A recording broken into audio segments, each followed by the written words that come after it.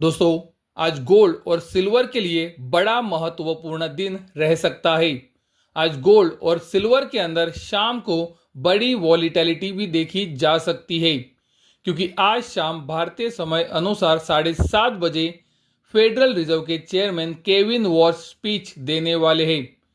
Federal reserve के chairman Kevin wash Jackson Hole economic summit के अंदर उनका स्पीच देंगे, जहां पर वो इकोनॉमी, इंटरेस्ट रेट और इन्फ्लेशन के ऊपर उनका क्या नजरिया बन रहा है, ये महत्वपूर्ण डेटा शेयर कर सकते हैं। और इसी वजह से ये जैक्सन होल इकोनॉमिक समिट का स्पीच महत्वपूर्ण हो जाता है। हिस्टोरिकली दोस्तों, ये देखा गया है कि जैक्सन होल इकोनॉमिक समिट के बाद एक अच्छा ट्रेंड मार्केट के अंदर आ सकता है। तो दोस्तों, एक बार हिस्ट्री भी चेक कर लेते हैं। पिछले 5 साल का डेटा से पता करने की कोशिश करते हैं कि जैक्सन होल इकोनॉमिक समिट के अंदर फेडरल रिजर्व के चेयरमैन ने स्पीच देने के बाद गोल्ड के ऊपर क्या असर आया था और उसके बाद क्या ट्रेंड आया था। अभी जो आप वीडियो के अंदर देख रहे हो, ये वो डेट्स है जिस दिन फेडरल रिजर्व के चेयरमैन ने जैक्सन होल इकोनॉमिक समिट के अंदर उनका स्पीच दिया था।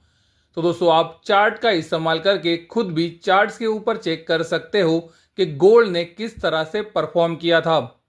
मैं आपको अभी वीडियो के अंदर वो डेटा दिखाने जा रहा हूँ। अगस्त 2025 में जब जैक्सन होल इकोनॉमिक समिट था और जब फेडरल रिजर्व के चेयरमैन का स्पीच खत्म हुआ, आप देख सकते हो उस दिन गोल्ड के अंदर 1% की तेजी थी। गोल्ड का ट्रेंड तेजी की तरफ का था और गोल्ड ने तेजी को कंटिन्यू किया। उसी तरह से आप देख सकते हो साल 2024 के अंदर जब अगस्त में जैक्सन होल इकोनॉमिक समिट हुआ, वहां पर जब फेडरल रिजर्व के चेयरमैन का स्पीच खत्म हुआ, उस दिन गोल्ड के अंदर 1.22% की तेजी थी। गोल्ड का ट्रेंड तेजी की तरफ का था। गोल्ड ने कुछ समय कंसोलिडेट किया और अपने तेजी के ट्रेंड को कंटिन्यू किया। साल 2023 के अंदर आप देख सकते हो अगस्त महीने में जब जैक्सन होल इकोनॉमिक समिट था, वहां पर जब फेडरल रिजर्व के चेयरमैन का स्पीच खत्म हुआ, वो समय पे थोड़ी वॉलीटिलिटी देखी गई और गोल्ड 0.12% माइनस में क्लोज हुआ। गोल्ड का ट्रेंड दोस्तों मंदी की तरफ का था। गोल्ड ने एक बाउंस बैक दिखाया और अपने मंदी के ट्रेंड को आप देख सकते हो फिर से एक बार कंटिन्यू किया। साल 2022 में अगस्त में जब जैक्सन होल इकोनॉमिक समिट हुआ, वहां पर जो फेडरल रिजर्व के चेयरमैन का स्पीच हुआ, उसके बाद आप देख सकते हो गोल्ड -1.21% से गिरकर बंद हुआ। गोल्ड का ट्रेंड मंदी की तरफ का था और गोल्ड ने ये जैक्सन होल इकोनॉमिक समिट के बाद अपनी डाउन ट्रेंड को कंटिन्यू किया। साल 2021 में जब अगस्त महीने में ये जैक्सन होल इकोनॉमिक समिट हुआ और वहां पर जब फेडरल रिजर्व के चेयरमैन का स्पीच खत्म हुआ, गोल्ड के अंदर 1.35% की तेजी थी। लेकिन ये तेजी के बाद आप देख सकते हो गोल्ड ज्यादा ऊपर नहीं जा पाया।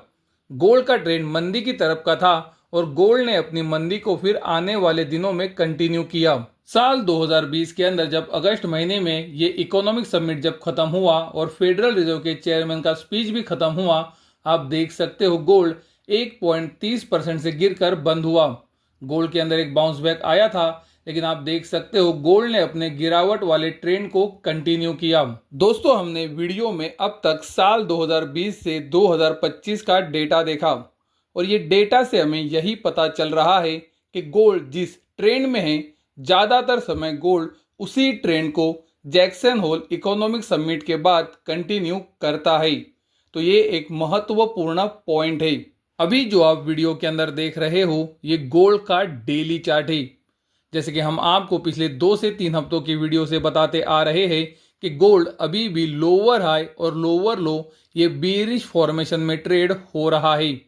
गोल्ड को अगर लोअर हाई और लोअर लो ये बेरिश फॉर्मेशन को तोड़ना है तो $4,890 के ऊपर क्लोजिंग आना जरूरी है। तो दोस्तों, गोल्ड की जो पहली कंडीशन थी मंदी के मार्केट की, वो अभी भी चेंज नहीं हुई है, लेकिन दूसरी कंडीशन धीरे धीरे चेंज हो रही है। ये हमने आपको बताया है। दोस्तों, याद रखिए, हमने क्लियरली कहा है कि धीरे धीरे चेंज हो रही है, ना कि हमने कहा है चेंज हो चुकी है। क्योंकि आप देख सकते हो गोल्ड अभी 200 दिनों के सिंपल और एक्सपोनेंशियल मूविंग एवरेजेस के ऊपर ट्रेड हो रहा है। हमने आपको ये स्पष्ट रूप से बताया है कि गोल्ड को 200 दिनों के सिंपल और एक्सपोनेंशियल मूविंग एवरेजेस के ऊपर सस्टेन होना जरूरी है, टिकना बहुत ही जरूरी है, जो कि आने वाले दिनों में हमें पता चलेगा ही। गोल्ड अगर 200 दिनों के सिंपल और एक्सपोनेंशियल मूविंग एवरेज के ऊपर टिक जाता है, सस्टेन हो जाता है, तो गोल्ड के अंदर धीरे धीरे ट्रेंड चेंज होने के अर्ली संकेत आ सकते हैं, शुरुआती संकेत आ सकते हैं। तो दोस्तों, गोल्ड का जो अभी का ट्रेंड है वो मुझे लगता है न्यूट्रल की तरफ जा रहा है, क्योंकि पहली कंडीशन जो गोल्ड के लिए महत्वपूर्ण है वो ये है कि गोल्ड अभी भी लोअर हाई और लोअर लो ये बेरिश फॉर्मेशन में है। लेकिन दूसरी कंडीशन चेंज हो रही है, जहां पर गोल्ड अभी 200 दिनों के सिंपल और एक्सपोनेंशियल मूविंग एवरेजेस के ऊपर सस्टेन हो रहा है। लेकिन दोस्तों, 3-4 दिन सस्टेन होके कुछ बड़ा चेंज नहीं आएगा। इसके लिए गोल्ड को कंटिन्यूअसली 200 दिनों के सिंपल और एक्सपोनेंशियल मूविंग एवरेजेस के ऊपर सस्टेन होना जरूरी है, तभी जाकर आने वाले दिनों में ट्रेंड चेंज होने के शुरुआती संकेत आ सकते हैं। तो जैसे कि मैंने अभी वीडियो के अंदर आपको बताया कि अगर आप अभी का ट्रेंड गोल्ड का देखोगे तो वो न्यूट्रल की तरफ का है, क्योंकि एक कंडीशन अभी भी मंदी की तरफ है, लेकिन दूसरी कंडीशन शायद से धीरे धीरे चेंज हो रही है। और ये जैक्सन होल इकोनॉमिक समिट के बाद हमें पता चल सकता है क्या दूसरी कंडीशन पूरी तरह से चेंज होती है कि नहीं। सिल्वर भी दोस्तों गोल्ड की तरह ही आप देख सकते हो लोअर हाई और लोअर लो ये बेरिश फॉर्मेशन में ट्रेड हो रहा है। सिल्वर को अगर ये बेरिश फॉर्मेशन को तोड़ना है तो $90 के ऊपर क्लोजिंग आना जरूरी है, क्योंकि दोस्तों सिल्वर का पिछला लोअर हाई $90 पर आता है। सिल्वर अभी भी 200 दिनों के सिंपल और एक्सपोनेंशियल मूविंग एवरेज के बीच में ट्रेड हो रहा है या फिर कंसोलिडेट हो रहा है। गोल्ड जहां पर 200 दिनों के सिंपल और एक्सपोनेंशियल मूविंग एवरेजेस के ऊपर है, सिल्वर अभी भी 200 दिनों के सिंपल और एक्सपोनेंशियल ये दोनों एवरेजेस के ऊपर सस्टेन नहीं हो पा रहा है।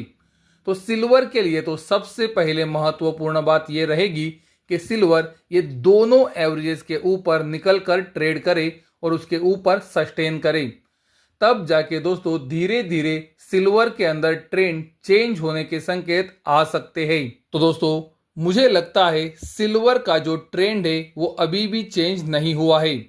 आने वाले दिनों में अगर सिल्वर 200 दिनों के सिंपल और एक्सपोनेंशियल मूविंग एवरेजेस के ऊपर सस्टेन होना शुरू करता है तो ट्रेंड चेंज होने के शुरुआती संकेत आ सकते हैं। दोस्तों, गोल्ड के अंदर ये संकेत आ रहे हैं, लेकिन जैसे कि मैंने आपको कहा कि हमें कुछ और दिन इंतजार करना चाहिए, क्योंकि सिर्फ 3 और 4 दिन की क्लोजिंग से ट्रेंड चेंज हो चुका है, ये बोल पाना उतना ही मुश्किल है। गोल्ड डेफिनेटली 200 दिनों के सिंपल और एक्सपोनेंशियल मूविंग एवरेजेस के ऊपर है। अगर गोल्ड इनके ऊपर सस्टेन हो जाता है तो गोल्ड के लिए पॉजिटिव सिग्नल्स आ सकते हैं, ट्रेंड बदलने के शुरुआती संकेत आ सकते हैं। एक महत्वपूर्ण चीज जिसको आपको दोस्तों ध्यान में रखना चाहिए अगर आप गोल्ड और सिल्वर के अंदर ट्रेडिंग और इन्वेस्टमेंट करते हो या कोई भी काम करते हो, तो वो ये है कि अब तक भारतीय सरकार से कोई भी इंपोर्ट ड्यूटी के ऊपर अपडेट नहीं आया है और गोल्ड अभी भी MCX के ऊपर 2.20 से 2.40% के डिस्काउंट पर चल रहा है।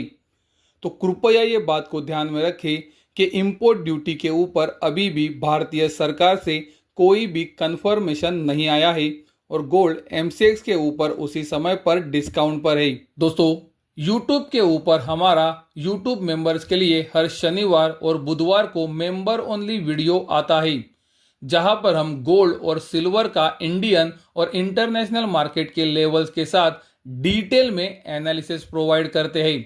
अगर आप गोल्ड और सिल्वर के मार्केट में रेगुलरली काम करते हो तो आपको हमारा एनालिसिस आपके काम में मदद कर सकता है।